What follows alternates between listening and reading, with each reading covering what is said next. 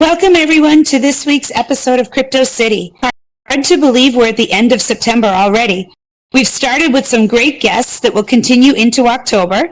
We will also be having an episode next month focused on some AI tips to help you with your large language model creativity, both in general and specifically with ChatGPT. Speaking of which, big news for all the cool kids out there. Meta, the self-proclaimed tech giant behind the social media revolution, is gearing up to unveil an exciting new addition to the family, the Gen AI personas. These funky chatbots are specifically designed for the younger crowd, and they promise to be lots of fun. Word on the street is that Meta will drop the curtain on this hot new feature during its upcoming Meta Connect event kicking off Wednesday. These chatbots won't be your everyday run-of-the-mill AI. They're all about embracing the colorful side of life and offering their younger, fresh, and exciting online experience. If you've heard of ChatGPT, and all of you probably have, which has been making waves as one of the fastest-growing apps recently, you'll know that Meta is on the right track with this one. But the excitement doesn't stop there. Rumor has it that Meta has already been cooking up some cool new chatbot personas on Instagram. Imagine chatting with a sassy robot, taking inspiration from the legendary Bender from Futurama. Or maybe you'd fancy a chat with Alvin the alien, who's always bursting with curiosity. However, some folks got a little worried that Alvin might be a little bit too nosy, as if he's trying to dig up your personal information. Big Brother is always watching. In a rather peculiar incident, one Meta employee had a chat with a chatbot that left him scratching his head. The unusual bot apparently told the employee, when you're with a girl, it's all about the experience. And if you're getting barfed on, that's definitely an experience. Now, we're not really sure what that's all about or where it's going, but it goes to show that these Gen AI personas are not your typical chatbots. So get ready to meet your new digital buddies designed to bring some fun, excitement, and color into your online world. Whether they're sassy, curious, or even a bit quirky, these chatbots are about to make your digital adventures a lot more interesting. In other AI news, Microsoft is rolling out some exciting AI enhancements for Bing and Windows and more. At a recent event in New York, the tech giant unveiled that it's got plans to make your digital life even smarter. Here's the scoop. DALL-E 3 integration. Bing is going to now support OpenAI's cutting-edge DALL-E 3 model, bringing you better image renderings, including finer details like fingers, eyes, and shadows. We've all seen these wonky fingers, and the eyes are a little crazy, so thank God those are getting better. Bing will also offer more personalized chat answers, tailoring to your preferences. And to help you distinguish AI-generated images, Microsoft is introducing tools that will watermark them as AI-generated. Windows 11 is getting a boost with the AI Helper Copilot, debuting on September 26th later this month. It will expand across Bing, Edge, and Microsoft 365 Copilot this fall. Enterprise customers can expect it in November of 2023, along with Microsoft 365 Chat, a new AI assistant for workplaces. Windows also will have apps like Paint and Photos and Clipchamp that are also getting AI enhancements. These enhancements aim to make your digital experience more efficient and more enjoyable, so get ready for a smarter Bing and Windows. Now, let's get ready to welcome our next guest and talk about one of my favorite other topics, NFTs. Tonight we're going to do our guest via Zoom because he was having a bit of a Wi-Fi issue. So please welcome to the stage, Nate McCrorey. The streaming platforms out there, they're really not paying creators much money at all, even if you have a large audience. So and then on top of that, it's hard to get your music discovered on a lot of DSPs, which are digital streaming platforms. So, 90 to 95% of the songs uploaded onto Spotify, for instance, will have less than even 1,000 streams throughout, maybe a 1 to 2 year period. And even more of them have less than even 100 streams. So a majority of music out there isn't being heard by the masses. And a lot of that has to do with the gatekeeping and playlisting. Like everything, there's a lot of, hurdles to jump through. So if you're looking at Web3, there's really no gatekeeping. It's one of those situations where if you create your own community, you can monetize what you do through selling NFTs and, hosting online events and all kinds of things. For sure. So let's talk about the shift in perception for, lately in the market with NFTs. There's been reports last week that 95% of NFTs are now worthless. And they're saying that, all of the ones that are out there right now are, they've dropped down significantly in value. So what's your opinion on this?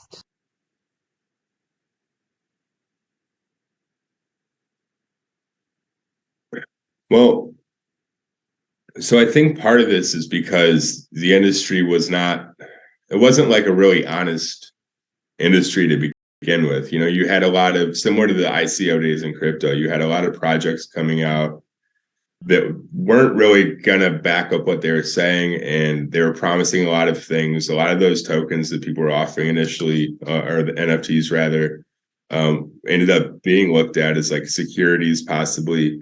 So the SEC was going to get involved. A lot of people had to abandon projects. It just became like a mess. It became a killing field, so to speak.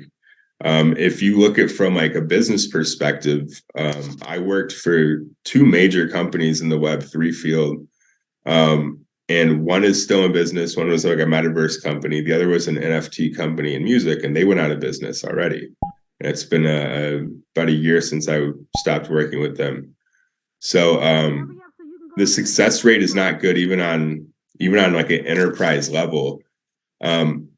But the one thing that I would say about that, if you looked at like the artifact stuff out of Nike, if you looked at some of the fashion world things, I think the NFTs show real promise there. I mean, Nike did, I think, $750 million ish in sales. I think they did another like 20 to 24 in royalties and stuff. So there's a lot of money to be made from the enterprise perspective. And then as an artist, as an independent artist, I sold a piece just 2 weeks ago for $3,800. It was 2 ETH basically. So I can say that it's still active. You just have to either know what you're putting out there, who's your market, how are you marketing to them? And then if you're an artist, have you cultivated like your own kind of collection of collectors? Like, are you in contact with people that'll buy your stuff, and are you keeping them in the loop? So I know that's a lot of stuff, but.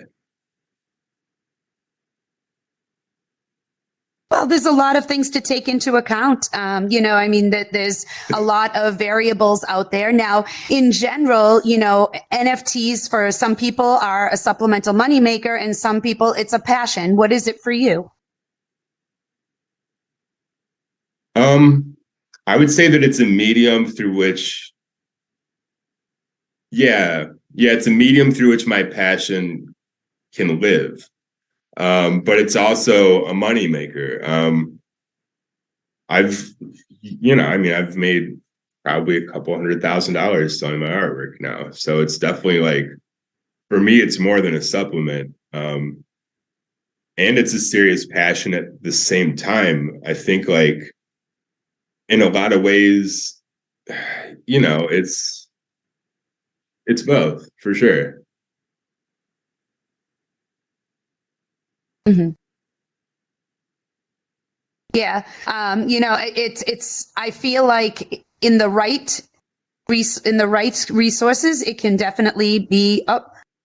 Did we lose connection, or it looks like we're back? I think with the right resources and with the right audience, it can definitely be a profitable moneymaker.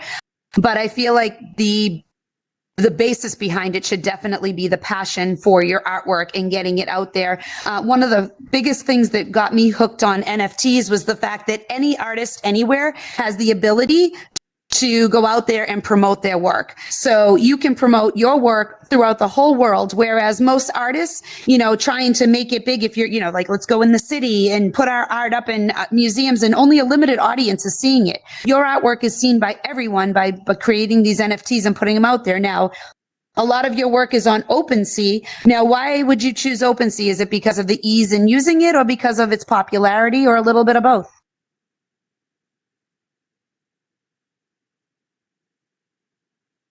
So it's a little bit of both. To be honest, that's just where a lot of the collectors live at. Manifold is obviously popular right now because they've orchestrated drops for a lot of the companies like OpenSea, Variable. But I tend to put my stuff there because I feel like that's where the people that if they're less likely to know about this stuff, like they're probably going to at least trust OpenSea because they've maybe heard of it. I'm not sure that a lot of the ancillary platforms are going to be as trustworthy, although they're all pretty much, the same level of trust and reliability at this point. But yeah, I mean, it's just name recognition, to be honest. I think at the end of the day, people probably aren't going to be even using these platforms. Like they'll probably be, private labeling everything through their website, like embedding it into their website in like probably another year or two. A lot of people are starting to do that through platforms. But for now, I think it's it's where like a lot of the collectors are. And if it's about, if it's about people seeing your artwork, you want to go where the people are. Unless you have the ability to promote yourself on some larger level. But yeah, you definitely want to go where the buyers are if you plan to do that. And the reason it's important to make money as an artist is because a lot of work, takes time. A lot of this stuff takes hours and hours to do. And you can't do that if you're balancing a family life in a normal 9-to-5 situation and still like making consistently good art on a consistent basis and dropping it. So being profitable in that world, it helps you just keep doing what you love to do, and that's the only reason I really, really bring it up. Other than that, I don't think it's really necessary to talk about. But one interesting thing is we have like this tech, art, and finance revolution where everything's combined all of a sudden. So I think it's like it's inherently attached. They can't really escape each other.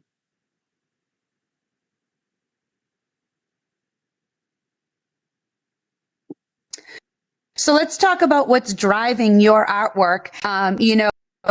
Some of your artwork is filled with love and some of it is a little bit more dark. What's kind of, is this a subliminal thing for your personal feelings? Is this, a place where you can push out? I mean, here's a couple pieces of your artwork. We have, one that's got love written right into it. Another one that's a little bit more on the darker side. Like what drives your artwork? Is it internal emotions or is it what's going on around you in life or just, is it all just in fun?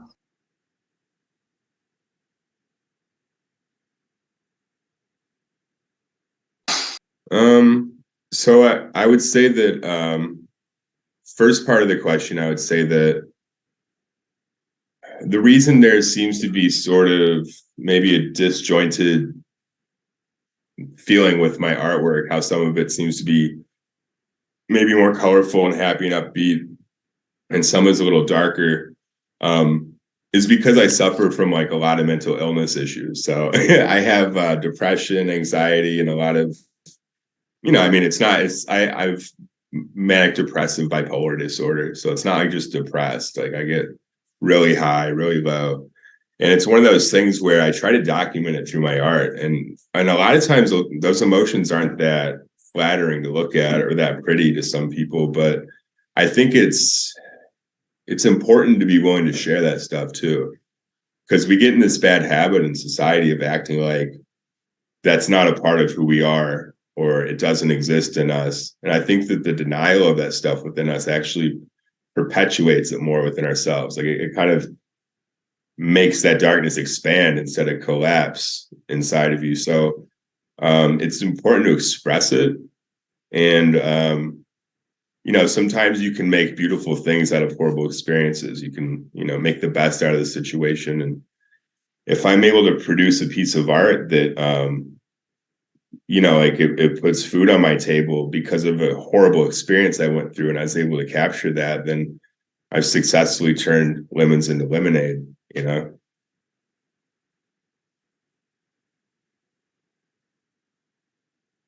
I appreciate you sharing that with us. And that it's definitely evident in your artwork that there is a lot of personal feeling in each piece. I appreciate that you shared with us that you go through that. And I also, commend you for taking, something that could be, maybe a stigma or viewed in a negative way and turning it into something quite positive. Getting your emotions out there through your artwork and also sharing it with others. The name of your website is Lita, Love is the Answer. Can you kind of explain to us where you came along with that? I assume that kind of goes hand in hand with internal daily battles.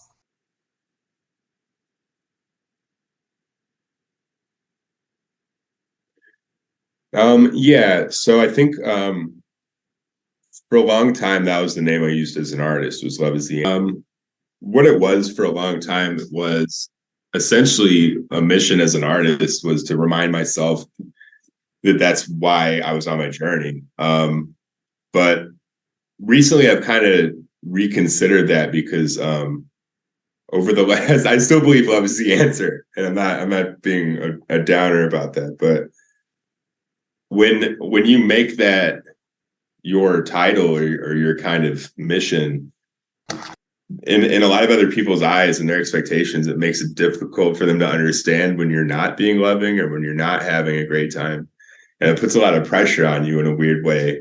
So I haven't abandoned that totally, but it's not what I'm going by as a musician necessarily, or a lot of stuff going forward, because I've decided to just strictly be myself, and that's why I'm going as Nathan for everything now. Just keep it simple, keep it real, and the love is the answer mission is still the mission. It's just I need to be realistic with myself and who I am and what I'm bringing to the table, and that, so that I don't come off as a hypocrite or put too much on my own shoulders. I love that. I love that you've decided to, to follow a different path and be true to yourself. That's at the end of the day, all we have is ourselves. So I'm glad that you've decided to change gears and, go in that direction and, follow your heart and just be yourself. Now, Era 404, which is on your website also, that is kind of I assume that's a play on the computer language, Era 404 means not found. Is that kind of how you're, subliminally your own personal feeling about yourself in life? And is that kind of what drove you in that direction?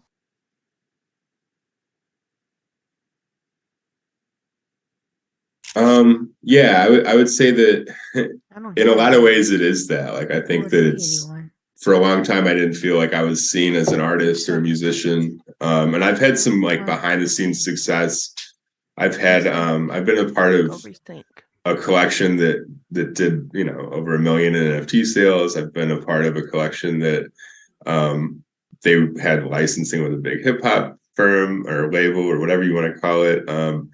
So I've had successes, but as a personal artist, I feel like I've never had the visibility, and I've never gotten what I wanted out of those situations, which was to put the spotlight on sort of my own work, which might seem selfish, but as an artist, that's why you do it. So it's, I guess that at first it was sort of a poke at that and sort of a play on that. And it's actually transformed into my record label now, which is Error 404 Records, which I have here in North Carolina. And our first drop is actually going to be with a producer friend of mine named Bang Out. If you look him up, he's done some of the biggest songs ever that you've probably heard of, from like 50 Cent, Eminem, Nipsey Hussle, all kinds of people. So him and I have decided through the label to put out a line of digital fashion collectibles that are paired with music. Just as a unique way to kind of get something going. So you'll see that Era 404 branding on all that stuff too. And the idea is that you probably won't be able to find it in the real world. It's, you know, it's digital. So yeah. I love it. It's creative. And it's pretty amazing names that you dropped there. So, you know, congratulations on, you know, being involved with such a great lineup. So let's talk about, you know, you've talked about how your artwork is, how you're, you know, dealing with some of your emotional and mental health issues. You've also been involved in doing some podcasts, mental health awareness, you know, between like pain and healing and addiction. Tell us a little bit about your podcasts.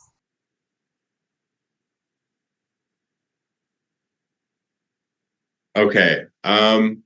So I think the podcast you're referring to is the Heal and Feel podcast. And that's, it's really funny. What's interesting to me, what's interesting about that podcast is it's two grown men talking about their feelings in a way where like sometimes we even get emotional, which is like, I don't know. I just sit back later when I'm watching it and I'm like, man, we did it again. It's kind of funny that we're not holding it back at all.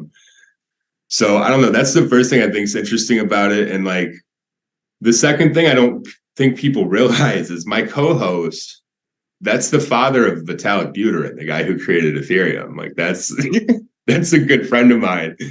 And that's his dad. And a lot of people don't know that that's who that is. And I think that people should know, like he's a lot of wisdom. He's a great dad. He raised a kid who did some pretty incredible stuff. So I think that I wanted to bring it up because like he actually has pretty interesting knowledge and wisdom to drop on people through experience. And I also, we don't really publicize that because that's not what it's about. But I don't know. I just wanted to let people know. I think he deserves credit too. But yeah, it's just about two men not hiding anything. That is pretty amazing that, you know, that's your friend's father and he's such you know, that you have him as a personal friend and that you're friends with the person who created Ethereum, which we all know is, you know, the basis for the NFTs. So pretty amazing. That's something incredible to share. And also the fact that you've got two grown men, as you say, sitting there and just opening their hearts to help other people. You know, that's something that you should definitely be proud of. And I love that you are taking something digital, something that is, you know, it's new technology, but you're utilizing it in a way to better yourself personally. I don't think that a lot of people think about those things when they think of NFTs and Web3 and creativity. You know, there's a lot of personal emotion that goes into creativity. You know, whether you're building worlds or you are, you know, creating NFTs or even just, you know, doing music, any of those things, obviously a lot of that comes from the and the things that strike people the most, you know, are the ones where people put their passion and heart into it. You walk into some worlds that are created here in the Metaverse and it's like, yeah, it's an okay world. And you walk into other ones and you're like, wow, this is amazing. And when you talk to the world builders, a lot of times they're like, yeah, well, I was going through it. And, you know, I thought about, you know, a childhood place that I went to and I wanted to bring it back to life. Or, you know, I went through this metamorphosis in life where I was going through some hard times and it really fueled my creativity. And, you know, a lot of people who are in VR that we come across, and, you know, this is not a negative thing. This is just a reality. You have a lot of people here in the metaverse who either are, you know, dealing with overcoming their introvertness by being out in here behind the avatar because it helps them come out and it gives them kind of a little bit of a shield from the world. And then there's other people that are in here because they love the fact that they can just be in here and be quiet and introverted in themselves. neither one of them is a positive or is a negative. Both of them are positives because it's helping those people cope with every day. And I feel like, if you can find other things in your creative realm, whether it's artwork, music, Web3 creativity that help you heal and help you grow as a person, I think that's amazing. And I thank you for sharing that this is stuff that you're doing on multiple platforms.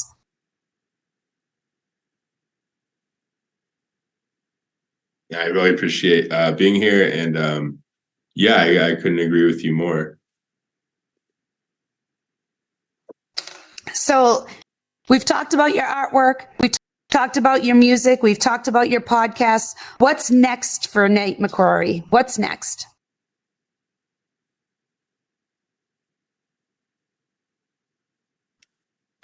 Well, I guess I could mention it here. I'm me and a few producer friends of mine are working on my first real album. So this album is going to be more rap centric. It's going to be more like old school rap. It's going to be like a lot of the beats are like boom bap style. A lot of them are like just even like one verse. A lot of it's stuff that's like a lot of crypto references, metaverse references, NFT references. It's just designed for that world. Me and a lot of the people in the music industry that I know, like, we're experimenting with a better way to do stuff. So like we're going to be making a lot of like interesting contributions to the NFT world over the next year in different forms. And like these are some pretty big names. They're just kind of like they don't want to put themselves out there 100% and like put out, first of all, any IP that's going to maybe be premature for what they're going to try to do later, and maybe like ruin some kind of like bigger thing. And a lot of them just want to build their own community the right way too. A lot of them are introverted and a lot of them are respectful to people that are too, like you were kind of mentioning. So we're going to be experimenting, but the album is going to be basically me, Bang Out, and I would say two other huge household names that they don't want to be known by their names in this world. So we're kind of figuring out how to present that, but it's going to be a bigger project for sure. And we plan to, instead of getting out and getting a record deal, we're going to try to get some people that have record deals to like get in here and actually do it the right way. None of like the money grab type of stuff that we've seen, but communities, like artists actually building a Discord and getting in there and talking to their fans and doing this the right way and not just trying to sell NFTs and make $1 million. So I'm excited about that and I can't wait for people to see. That's awesome. I'm really excited to hear how this works out. So for any of you who are new to Nathan and, are not familiar with any of his work, here is his social for Instagram at Love is Nathan, and his website. If you go to that website, you'll see what we were showing earlier, Lita and Arrow 404. There's also links on there to his OpenSea if you want to see more of his artwork. Some of it is just completely, it's just colorful and it's just got such a great vibe to it. And he's got such a great story behind all of it. So I really appreciate you coming on here tonight, Nathan, and thank you for working with us through the technical difficulties. I'm glad actually we got to see you live, which is really kind of cool. These slides will be up on our Discord later. And also, like I said, follow Nathan and you can follow his journey with the new music coming out, any of his new artwork, which seems to be churning out pretty regularly. So we're super excited to see what's coming next with you, Nathan. I really appreciate you coming on tonight. Anything else that you'd like to add? I would just like to add that I hope everybody has a beautiful night and don't forget to love yourself first. That's it. Perfect. Thank you so much, Nate. So next week, all right, we will have Boss Leo on, and she will be coming to talk about enterprises here in the metaverse, talking about, capitalizing on monetization in the metaverse. And she's actually quite the entrepreneur. She has a lot to share with us. So we will see her next week. And I want to thank you all for being patient tonight with the technical difficulties. Sometimes Wi-Fi isn't as great as it could be. So appreciate all your patience, and we will get these up on YouTube for everyone who missed the beginning and might want to rewatch it. Thank you so much, everyone. We'll see you next week.